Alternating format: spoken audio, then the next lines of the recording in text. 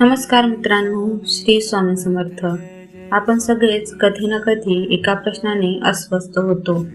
उद्या माझं काय होईल? मुलांचं शिक्षण, घरचं टेन्शन, नोकरीची भीती. या उद्याच्या विचारात आपण आजचा आनंदाचा दिवस गमावून बसतो.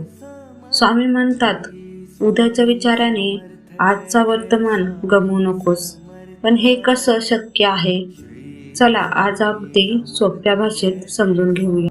विचार करा, आपण जेव्हा जेवायला बसतो तेव्हा उद्या काय जेवण मिळणार आहे याचा विचार करून आजच्या जेवणाची चव घेणे विसरतो का? नाही ना. मग आयुष्याचंही तसंच आहे. स्वामी आपल्याला एकच गोष्ट वारंवार सांगतात, जे व्हायचं आहे ते होणारच आहे. मग आज चिंता करून काय फायदा? चिंता केल्याने समस्या सुटत नाहीत, उलट आपली शक्ती कमी होते. जो वेळ आपण स्वामींच्या नामात किंवा कुटुंबासोबत घालवू शकतो, तोच वेळ आपण नसलेल्या भीतीमध्ये वाया घालवतो. जेव्हा उद्याची भीती वाटेल तेव्हा हे 3 सोपे नियम पाळा. डोळे मिटून 1 मिनिट स्वामींचे नामस्मरण करा. आजच्या दिवसात जे काम करायचं आहे त्यावर पूर्ण लक्ष द्या. मनातल्या मनात श्री स्वामी समर्थ जप सुरू ठेवा. भीती पळून जाईल. स्वामींचे ते प्रसिद्ध वाक्य आठवा, भिवू नकोस, मी तुझ्या पाठीशी आहे.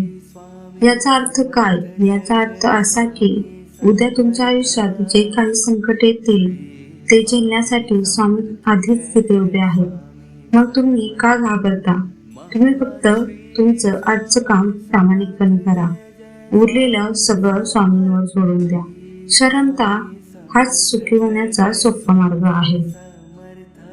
मित्रांनो, कालचा दिवस गेला, उद्याचा अजून आला नाही. तुमच्या हातात फक्त आज आहे. हा आजचा दिवस स्वामींच्या चरणी अर्पण करा आणि आनंदाने जगा. स्वामींवर विश्वास ठेवा, ते तुमचं बोट कधीच सोडणार नाहीत.